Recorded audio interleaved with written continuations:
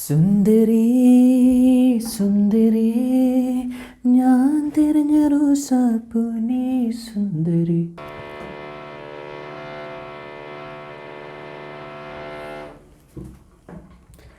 മനുഷ്യനെ വീഡിയോ എടുക്കാൻ സമ്മതിക്കൂല. സോ ഫൈനലി നമ്മുടെ കയ്യിൽ സാംസങ്ങിന്റെ S23 ആണ് എത്തിയിരിക്കുന്നത്. എൻ്റെ പൊന്നു സാംസങ്, സത്യം പറയാതെ ഞാൻ ആദ്യമായിട്ട് ഈ ഫോൺ കണ്ടപ്പോണ്ടല്ലോ ഞെട്ടിപ്പോയി. S23 ലീക്ക് റെൻഡറിൽ വന്ന അതേ സാധനമാണ് നമ്മുടെ കയ്യിലുള്ളത്. പക്ഷേ ഇത് സാംസങ് പുതിയതായിട്ട് ലോഞ്ച് ചെയ്തിരിക്കുന്ന സാംസങ് ഗാലക്സി A14 5G എന്ന് പറഞ്ഞൊരു ബഡ്ജറ്റ് ഫോണാണ്. ഇത് കണ്ടു കഴിഞ്ഞാൽ ഒരുത്തനും ബഡ്ജറ്റ് ഫോൺ എന്ന് പറയൂല. സോ കഴിഞ്ഞ കൊല്ലം ഉണ്ടായ A13 അടുത്ത വെർഷനാണ് A14. സാംസങ്ങിന്റെ ടിപ്പിക്കൽ ബോക്സ് തടിയില്ലാത്ത ബോക്സാണ്. ബോക്സിനകത്ത് ഫോണുണ്ട്. മുകളിലായിട്ട് കമ്പാർട്ട്മെന്റിന്റെ ഉള്ളിൽ ഒളിപ്പിച്ച് വെച്ചിരിക്കുന്ന Type-C to Type-C കേബിൾ, കുറച്ച് പേപ്പർ വർക്കുകൾ ആൻഡ് നമ്മുടെ സിം എജക്ടർ ടൂൾ. എല്ലാവരും ഒരു നിമിഷത്തേക്ക് ഒന്ന് എഴുന്നേറ്റ് നിന്ന് കഴിഞ്ഞ കൊല്ലം നമ്മളിൽ നിന്നും വിട പറഞ്ഞു പോയ നമ്മുടെ പെട്ടിക്കകത്തുള്ള ചാർജറിന് വേണ്ടിയിട്ട് ഒന്ന് പ്രാർത്ഥിക്കുക. എന്നാലും ഫോണിൻ്റെ ഡിസൈൻ കൊള്ളാൻ എനിക്ക് വളരെയധികം ഇഷ്ടപ്പെട്ടു. ബാക്ക് സൈഡ് കണ്ടു കഴിഞ്ഞാൽ പ്രീമിയം ലുക്ക് ഉണ്ട് എന്ന് മാത്രമല്ല ക്യാമറാസ് ഈക്വലി എംബോസ്ഡ് ആണ്. കുറച്ച് ഗ്രൂവ്സ് ഉണ്ട്. കയ്യിലൊക്കെ പിടിക്കുമ്പോൾ ഒരു ഗ്രിപ്പ് കിട്ടാനായിട്ട് ഫോൺ അത്യാവശ്യം തടിയനാണ്. ഈ തടിയൻ ഫോണിന്റെ മുകളിലായിട്ട് സെക്കൻഡറി മൈക്രോഫോൺ, സൈഡിലായിട്ട് വോളിയം റോക്കേഴ്സ്, പവർ ബട്ടണിൽ തന്നെയാണ് ഫിംഗർ പ്രിന്റ് സെൻസർ, താഴെയായിട്ട് നിങ്ങൾക്ക് മൈക്രോഫോൺ ഉണ്ട്, സ്പീക്കർ ഉണ്ട്, USB Type-C ഉണ്ട്, 3.5mm ജാക്ക്. ജീവൻ മരണ പോരാട്ടം നേരിട്ടുകൊണ്ടിരിക്കുന്ന ഒരു വ്യക്തിയാണ് എൻ്റെ മുന്നിൽ ഇപ്പോൾ ഇരിക്കുന്നത്. സോ ലെറ്റ് സ്റ്റാർട്ട് വിത്ത് ഈ ഒരു ഫോണിന്റെ ഡിസ്പ്ലേ. കഴിഞ്ഞ കൊല്ലം ഒരു 6.5 ഇഞ്ചിന്റെ ഡിസ്പ്ലേ ആയിരുന്നു. ഇക്കൊല്ലം അത് 6.6 ഇഞ്ച് ആക്കിയിട്ടുണ്ട്. ആൻഡ് കഴിഞ്ഞ കൊല്ലം ഒരു HD+ ഡിസ്പ്ലേ ആണ് തന്നിരുന്നത്. പക്ഷേ ഇക്കൊല്ലം ഫുൾ HD+ ഡിസ്പ്ലേ ആക്കി തന്നിട്ടുണ്ട്. ഭാഗ്യം. ഇതൊരു 90 ഹെർട്സിന്റെ റിഫ്രഷ് ആയിട്ടുള്ള ഒരു PLS LCD സ്ക്രീനാണ്. PLS LCD screen ആയതുകൊണ്ട് തന്നെ അയ്യോ ഒരു LCD സ്ക്രീൻ ആണല്ലോ എന്ന് നിങ്ങളെ കൊണ്ട് പറയിപ്പിക്കാതിരിക്കാനായിട്ട് കളേഴ്സ് എല്ലാം നല്ല ബൂസ്റ്റ് ചെയ്ത് വെച്ചിട്ടുണ്ട്.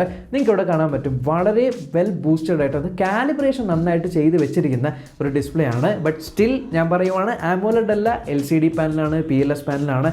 അതിനനുസരിച്ചുള്ള വ്യൂയിങ് ആംഗിൾസിലുള്ള വ്യത്യാസവും കാര്യങ്ങളൊക്കെ ഉണ്ട്. പക്ഷേ സ്ക്രീനിൽ പഞ്ചി കളേഴ്സ് മാത്രം ഉണ്ടായാൽ പോരല്ലോ. മുന്നിൽ നിന്നും കാണുമ്പോൾ ഈ ഒരു ഫോണിൻ്റെ ലുക്ക് മൊത്തത്തിൽ ഭയങ്കര ഒരു പുരാതനമായിട്ട് തോന്നുന്നു. മുകളിലായിട്ട് നിങ്ങൾക്ക് ഒരു വാട്ടർ ഡ്രോപ്പ് നോച്ചാണ് കൊടുത്തിരിക്കുന്നത്. സൈഡിൽ നല്ല തടിയൻ പെസൽസ് ഉണ്ട്. താഴെ കണ്ടില്ലേ, എനിക്ക് അതേ ഒരു താടിയുള്ള പോലെയാണ് തോന്നുന്നു. അത്യാവശ്യം നല്ല എന്നെക്കാളും കൂടുതൽ താടിയുള്ള ഒരു ചിഹ്നമാണ് കൊടുത്തിരിക്കുന്നത്. പക്ഷേ ബ്രൈറ്റ്നസിൻ്റെ കാര്യത്തിൽ ഞാൻ പുറത്തേക്ക് ഈ ഫോൺ കൊണ്ടുപോയപ്പോണ്ടല്ലോ, ഡയറക്റ്റ് സൺലൈറ്റ് അടിച്ചപ്പോൾ തനിയെ നോർമലി ഫുൾ ബ്രൈറ്റ്നസ് ഇട്ടാണ് ഞാൻ പുറത്ത് പോയത്. പക്ഷേ കുറച്ച് കൂടുതൽ ബ്രൈറ്റ്നസ് വന്നു. അപ്പോഴാണ് അറിഞ്ഞ് ഇതിനകത്ത് ഹൈ ബ്രൈറ്റ്നസ് മോഡ് ഉണ്ട്. പുറത്തുള്ള വിസിബിലിറ്റിക്ക് പ്രശ്നമൊന്നുമില്ല. ഒരു സമയത്ത് ഒരു ട്രെൻഡ് ഉണ്ടായില്ലേ, പഴയ ഫാഷനൊക്കെ വീണ്ടും കൊണ്ടുവന്നിട്ട് പുതിയ ഫാഷൻ എന്ന് പറയുന്ന പോലെ. അത്തരത്തിലാണെങ്കിൽ 2023 ഒരു വാട്ടർ ഡ്രോപ്പ് നോച്ചുള്ള ഈ ഫോൺ കാണുമ്പോൾ തോന്നുന്നത് ആ ഒരു ട്രെൻഡ് വേണ്ട പ്ലീസ്. പ്രൈമറി ക്യാമറ നടുവിൽ കാണുന്നത് 50 മെഗാ ആണ്. സർപ്രൈസിംഗ്ലി A സീരീസിൽ കാണുന്ന അതേ ഒരു ക്യാമറ പെർഫോമൻസ് ഇതിനകത്തുണ്ട്. ഫോട്ടോസ് അത്യാവശ്യം കൊള്ളാം. സോ പല സിനാരിയോസിലുള്ള ക്യാമറ സാമ്പിൾസ് നിങ്ങൾക്ക് ഞാൻ കാണിച്ചു തരാം. എനിക്ക് എൻ്റെ കാഴ്ചപ്പാടിൽ ക്യാമറ കണ്ടിട്ട് മോശം പറയാനില്ല. നൈറ്റ് ഫോട്ടോഗ്രാഫി കുറച്ചുകൂടി ഒന്ന് മെച്ചപ്പെടുത്താമായിരുന്നു എന്ന് എനിക്ക് തോന്നി. നൈറ്റ് ഫോട്ടോഗ്രാഫിയിൽ അത്ര ഒരു വ്യത്യാസം തോന്നുന്നില്ല. പക്ഷേ ഡേ ഫോട്ടോഗ്രാഫി സൺലൈറ്റിൻ്റെ അടിയിലൊക്കെ കൊള്ളാം, അടിപൊളിയാണ്. പക്ഷേ ബാക്കിയുള്ള 2 ക്യാമറകൾ ഒരു 2 മെഗാ ഡെപ്തും 2 മെഗാ മാക്രോയും ആണ്. മാക്രോ ക്യാമറയ്ക്ക് എന്താ പറ്റിയെന്നറിയില്ല, ക്ലാരിറ്റി ഉണ്ട്, നല്ല ക്ലാരിറ്റി എനിക്ക് തോന്നി. പക്ഷേ ചുറ്റും ഒരു വൈറ്റിഷ് വിനിയേറ്റ് അവിടെ കാണുന്നുണ്ട്. അത് 2-3 ഫോട്ടോസൊക്കെ എടുത്ത് നോക്കി, എല്ലാത്തിലും അങ്ങനെ തന്നെയാണ്. സോ നിറയ്ക്കാൻ ഭംഗി കൂട്ടാൻ ഉള്ള 2 ക്യാമറാസ് എന്ന് നിങ്ങൾ വിചാരിച്ചാൽ മതി. ഇനി പോർട്രേറ്റ് ഫോട്ടോസ് എടുത്ത് നോക്കി. പോർട്രേറ്റ് ഫോട്ടോസിൽ ബാക്ക് ക്യാമറയിൽ എഡ്ജ് ഡിറ്റക്ഷൻ കൊള്ളാം. അത്യാവശ്യം എന്താ പറയുക, എഡ്ജ് ഡിറ്റക്ഷൻ മാത്രമല്ല, ഒരു ഫോട്ടോ മൊത്തത്തിൽ കാലിബ്രേറ്റ് ചെയ്യുമ്പോൾ ഒരു ബഡ്ജറ്റ് ഫോണിൽ നിന്ന് വന്ന ഫോട്ടോ ആണെന്ന് പറയിപ്പിക്കുന്നില്ല. നോർമലി ഇവർക്കുള്ള സ്വഭാവമാണ് ഫോൺ റിവ്യൂ ചെയ്യാൻ നമ്മുടെ കയ്യിൽ കിട്ടുമ്പോൾ ഉള്ള സോഫ്റ്റ്വെയറിൽ നല്ല പെർഫോമൻസ് ആയിരിക്കും ക്യാമറയ്ക്ക്. പക്ഷേ പിന്നീട് എന്തെങ്കിലും ഒരു അപ്ഡേറ്റ് വരുമ്പോഴത്തേക്ക് ക്യാമറ പെർഫോമൻസ് ഭയങ്കരമായിട്ട് പോകുന്നൊരു ഫീൽ നമുക്ക് ഇടയ്ക്ക് വരാറുണ്ട്. സോ അപ്ഡേറ്റ് ചെയ്യാതിരുന്നാൽ ഈ ഒരു ക്യാമറ പെർഫോമൻസ് കിട്ടും. അപ്ഡേറ്റ് ചെയ്ത് കഴിഞ്ഞിട്ടാണെങ്കിൽ ഇത് കിട്ടിയില്ലെങ്കിൽ എന്നെ പറയരുത്. ഇനി വീഡിയോഗ്രാഫിയിൽ 1080p 30 FPS ആണ് നമുക്ക് എടുക്കാനായിട്ട് പറ്റുന്നത്. ഒപ്റ്റിക്കൽ ഇമേജ് സ്റ്റെബിലൈസേഷനോ ഒന്നുമില്ല. സോ കുലുങ്ങിയ വീഡിയോ നടന്നൊക്കെ പോകുമ്പോൾ കിട്ടുള്ളൂ. എന്നാലും വീഡിയോ ക്വാളിറ്റി അത്യാവശ്യം കൊള്ളാം. ഇനി ഫ്രണ്ടിലെ സെൽഫി ക്യാമറയിൽ അപ്ഗ്രേഡ് വരുത്തിയിട്ടുണ്ട്. കഴിഞ്ഞ കൊല്ലം 8 മെഗാ ആയിരുന്നു. ഈ കൊല്ലം അത് 13 മെഗാ ആക്കിയിട്ടുണ്ട്.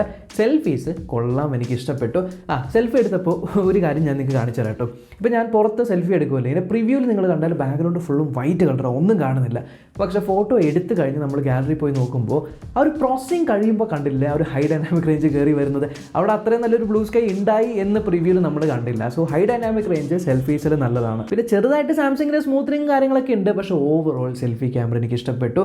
നിങ്ങൾക്കും കണ്ടിട്ട് ഇഷ്ടപ്പെട്ടു എന്ന് ഞാൻ പ്രതീക്ഷിക്കുന്നു. സെൽഫി വീഡിയോസിൻ്റെ കാര്യം നോക്കുകയാണെങ്കിൽ ബാക്കിലെ പോലെ തന്നെ 1080p 30 FPS സെൽഫി വീഡിയോ എടുക്കാനായിട്ട് പറ്റുന്നത്. സ്റ്റെബിലൈസേഷൻ ഒന്നുമില്ല.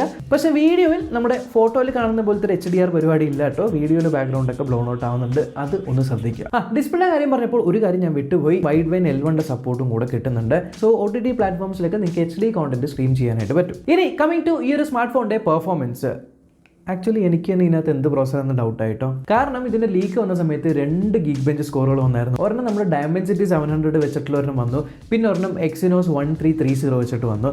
ആൻഡ് ഫൈനലി ഇതിനകത്തുള്ളത് Exynos 1330 ആണ്. അയ്യോ, Exynos ആണല്ലോ എന്ന് പറയാൻ പറ്റും. ഞാൻ ഗീഗ് ബെഞ്ച് സ്കോർ നോക്കി, ഏകദേശം സിംഗിൾ കോർ 571, മൾട്ടി കോർ 2068 വന്നു. ഈ സെയിം സ്കോർ നമ്മൾ നോക്കുവാണെങ്കിൽ പോക്കോ F1, അതായത് ആ ഒരു ആപ്ലിക്കേഷൻ തന്നെ കാണിക്കുമല്ലോ ഈ സിമിലർ സ്കോർ ഉണ്ടായ വേറെ ഫോണുകൾ നോക്കിയപ്പോൾ പോക്കോ F1നെക്കാളും കുറച്ചുകൂടെ ബെറ്റർ ആയിട്ടുള്ള പെർഫോമൻസ് ആണ് ഇതിനകത്ത് കാണിക്കുന്നത്. എന്തായാലും ഞാൻ ഒന്ന് ടെസ്റ്റ് ചെയ്ത് നോക്കി. ഇതിനകത്ത് Asphalt 8 ഗെയിം ഞാൻ ഇൻസ്റ്റാൾ ചെയ്ത് ഏകദേശം 2-3 GB ഗെയിമാണ്, കളിച്ച് നോക്കി, കുഴപ്പമില്ല, അത്യാവശ്യം നന്നായിട്ട് പെർഫോം ചെയ്യുന്നുണ്ട്. ഇടയ്ക്കിടയ്ക്ക് ഒരു ഫ്രെയിം ഡ്രോപ്പും കാര്യങ്ങളൊക്കെ വരുന്നുണ്ടെങ്കിൽ ഓവറോൾ കുഴപ്പമില്ലാതെ നമുക്ക് ഗെയിംസ് കളിക്കാൻ പറ്റും. പക്ഷേ എഗെയിൻ പറയുവാണെങ്കിൽ ഒരു ഗെയിമിംഗ് ഫോണല്ല, ഗെയിമിങ്ങിന് വേണ്ടിയാണെങ്കിൽ നിങ്ങൾ ഇതെടുക്കണ്ട. അതുപോലെ തന്നെ ഓവറോൾ UI ഭയങ്കര സ്മൂത്ത് ആണ്. ഇതിനകത്ത് കൊടുത്തിരിക്കുന്നത് കുറച്ച് ലൈറ്റർ വെർഷൻ ഓഫ് 1 UI ആണ്. 1 UI Core 5 ആണ്, Android 13 ബേസ് ചെയ്തിട്ടുള്ളത്. കോർ എന്താണ് എന്നറിയില്ല എങ്കിൽ നോർമൽ 1 UI നിന്നും കുറച്ച് കാര്യങ്ങളൊക്കെ എടുത്ത് മാറ്റി ലൈറ്റ് വെയിറ്റ് ആക്കിയിട്ടുള്ളത്. ഇപ്പോൾ സ്ക്രീൻ റെക്കോർഡിംഗ് കാര്യങ്ങളൊന്നും ഇതിൽ കിട്ടില്ല. തേർഡ് പാർട്ടി ആപ്ലിക്കേഷൻ വെച്ച് സ്ക്രീൻ റെക്കോർഡ് ചെയ്യാം, ബൈ ഡീഫോൾട്ട് കിട്ടില്ല. ആൻഡ് ബ്ലോട്ട് വേസ് അത്യാവശ്യം ഉണ്ട്. നമ്മൾ നോർമലി കാണുന്നതാണ് ഈ ഒരു ബഡ്ജറ്റ് ഫോണുകളിലൊക്കെ. Netflix, Snapchat, Facebook, Spotify, Amazon എന്നിങ്ങനത്തൊക്കെ ഇതൊക്കെ അൺഇൻസ്റ്റാൾ ചെയ്ത് കളയാം. പിന്നെ സാംസങ്ങിൻ്റേതായിട്ടുള്ള കുറേ ആപ്ലിക്കേഷൻസും ഉണ്ട്. അപ്പോൾ മൊത്തത്തിൽ എന്താ പറയുക, UI പെർഫോമൻസ് വൈസ് പ്രശ്നമില്ല, ബ്ലോട്ട് വൈസ് ഒന്ന് കളയണം എന്ന് മാത്രം. പിന്നെ ഇതിനകത്ത് സാംസങ്ങിൻ്റെ നോക്ക് സെക്യൂരിറ്റി കൊടുത്തിട്ടില്ല, പക്ഷേ പ്രൈവസി ഡാഷ്ബോർഡ് എന്ന് പറയുന്ന സംഭവമുണ്ട്. ഇപ്പോൾ ക്യാമറയോ മൈക്കോ ഓൺ ആവണമെങ്കിൽ ഈ സൈഡിൽ ചെറുതായിട്ട് പച്ചയൊക്കെ കത്തില്ലേ, ആ ഒരു പരിപാടി ഉണ്ട്. അല്ലാണ്ട് ഡെഡിക്കേറ്റഡ് നോക്ക് സെക്യൂരിറ്റി ഇല്ല. പക്ഷേ 2 വർഷത്തിൻ്റെ OS അപ്ഡേറ്റും 4 വർഷത്തിൻ്റെ സെക്യൂരിറ്റി അപ്ഡേറ്റ്സും സാംസങ് ഈ ഒരു ഡിവൈസിൽ പ്രോമിസ് ചെയ്തിട്ടുണ്ട്. ഇനി നമുക്ക് സൈഡിൽ ഫിംഗർ പ്രിന്റ് സെൻസർ ഉണ്ട്, അത്യാവശ്യം ഫാസ്റ്റ് ആണ്. ഫ്രണ്ടിൽ ഫേസ് അൺലോക്ക് ലഭിക്കുന്നുണ്ട്. താഴെ കാണുന്ന 3.5mm ജാക്കിൽ ഡോൾബി അറ്റ്മോസിന് സപ്പോർട്ട് ഉണ്ട്. ആൻഡ് ടാപ്പ് ടു പേ അഥവാ NFC പരിപാടി ഇതിനകത്തില്ല. മെറ്റൽ പോലെ തോന്നിക്കുന്ന പ്ലാസ്റ്റിക് ബാക്കാണ്. ഇനി ബാറ്ററി ലൈഫിൻ്റെ കാര്യത്തിൽ 5000 mAh ബാറ്ററിയാണ് ഇതിനകത്ത് കൊടുത്തിരിക്കുന്നത്. ആൻഡ് ഓൾമോസ്റ്റ് 1 ഡേ നിങ്ങൾക്ക് സുഖമായിട്ട് ഈ ഒരു ബാറ്ററിയിൽ കഴിഞ്ഞുകൂടാൻ പറ്റും. ചാർജിങ്ങിൽ 15 വാട്ടിൻ്റെ ഫാസ്റ്റ് എന്നവർ പറയുന്ന ചാർജിങ് ആണ് ഇതിന് കൊടുത്തിരിക്കുന്നത്. പക്ഷേ USB-C to C കേബിളാണല്ലോ, ആ ഒരു കേബിൾ വെച്ച് എൻ്റെ കയ്യിലുണ്ടായിരുന്ന 25 വാട്ടിൻ്റെ അഡാപ്റ്റർ മാത്രമേ ഉള്ളൂ. ചാർജ് ചെയ്തു, ഫുൾ ചാർജ് ആവാൻ അത്യാവശ്യം സമയം എടുക്കുന്നുണ്ട്. ഒരു 2 മണിക്കൂറൊക്കെ ഓൾമോസ്റ്റ് എടുക്കുന്നുണ്ട് ഫുൾ ചാർജ് ആവാനായിട്ട്. ഇനി കണക്ടിവിറ്റി വൈസ് ഇതിനകത്ത് 5G ലഭിക്കുന്നുണ്ട്. ഈ കാണുന്ന 5G ബാൻഡുകളെല്ലാം ഈ ഒരു ഫോണിൽ അവൈലബിൾ ആണ്. Plus wifi 2.4 GHz 5 GHz dual band നമുക്ക് ലഭിക്കുന്നുണ്ട്. ആൻഡ് ഇതിനകത്തുള്ള സിം ട്രേ എന്ന് പറയുന്നത് ട്രിപ്പിൾ സ്ലോട്ട് ആണ്. 2 സിം കാർഡ് ഇടാം, ഒരു മെമ്മറി കാർഡ് ഇടാം, 1 TB വരെ എക്സ്പാൻഡ് ചെയ്യാൻ പറ്റും. ഇത് 3 വേരിയൻസിലാണ് വരുന്നത്. ബേസ് വേരിയന്റ് 4GB റാമും 64GB ഇന്റേണലും ആണ്. പിന്നുള്ളത് 6GB റാം 128GB, പിന്നെ 8GB റാം 128GB ആണ് വരുന്നത്. 3 കളേഴ്സിൽ വരുന്നുണ്ട്. ഗ്രീൻ ഉണ്ട്, ബ്ലാക്ക് ഉണ്ട്, ഇത് റെഡ് എന്ന് പറഞ്ഞ കളറാണ്. ബർഗണ്ടിയാണ്, പക്ഷെ അവർ റെഡ് എന്നാണ് പറയുന്നത്. ഇനി ഈ കുട്ടപ്പൻ്റെ എക്സ്പെക്റ്റഡ് പ്രൈസ്. ആക്ച്വലി ഈ ഫോൺ എൻ്റെ കൈ കിട്ടിയപ്പോൾ ഇതിൻ്റെ പ്രൈസ് ഒന്നും റിവീൽ ആയിട്ടില്ല. പെട്ടിക്ക് പുറകിലുള്ള പ്രൈസ് എനിക്ക് അറിയുള്ളൂ. എത്രയാണ്? 22,000 രൂപയാണ് പെട്ടിക്ക് പുറകിൽ ഇട്ടിരിക്കുന്നത്. അത്രയൊന്നും വരില്ല. നോർമലി പെട്ടിയിൽ ഇട്ടതിൽ ഒരു 6,000-5,000 രൂപയൊക്കെ കുറയും. ഒരു 15,000ൻ്റെ ഒരു പ്രൈസ് റേഞ്ചിലാണ് ഞാൻ എക്സ്പെക്ട് ചെയ്യുന്നത്. എന്നാലും A സീരീസ് ഫോൺ ആയതുകൊണ്ട്, പൊതുവേ A സീരീസ് ഫോൺ ഓഫ്ലൈൻ സ്റ്റോറുകളിൽ വിൽക്കാൻ വേണ്ടി വെക്കുന്നതാണ്. നോർമലി നമ്മൾ കാണുന്ന വാല്യൂ ഫോർ മണി ഫോണുകളിൽ നിന്നും കുറച്ചുകൂടി പ്രൈസ് പൊതുവേ A സീരീസിൽ കൂടുതലായിരിക്കും. അതുകൊണ്ട് ഞാൻ റെക്കമെൻഡ് ചെയ്യുന്നത്, ഇപ്പോൾ നിങ്ങൾക്കൊരു സ്മാർട്ട് ഫോൺ മേടിക്കണം, എനിക്ക് ഓഫ്ലൈൻ തന്നെ വാങ്ങിയേ പറ്റൂ, ഓൺലൈനൊന്നും എനിക്ക് വാങ്ങിക്കാൻ പറ്റില്ല, എനിക്ക് വലിയ യൂസൊന്നുമില്ല, ഒരു കാഷ്വലി മോഡറേറ്റ് യൂസേ ഉള്ളൂ, അത്യാവശ്യം നല്ലൊരു ക്യാമറയും ലാഗ് ഇല്ലാത്തൊരു പെർഫോമൻസ്, കുറച്ച് ബാറ്ററിയൊക്കെ നിൽക്കണം, എന്നാൽ എന്താ പറയുക വലിയ ചൈനീസ് ഫോണൊന്നും അല്ല എന്നൊക്കെ പറഞ്ഞ് കടയിലേക്ക് കയറി പോകുന്നവർക്ക് മേ ബി റെക്കമെൻഡ് ചെയ്ത് കൊടുക്കാൻ പറ്റുന്ന ഒരു ഫോണാണിത്.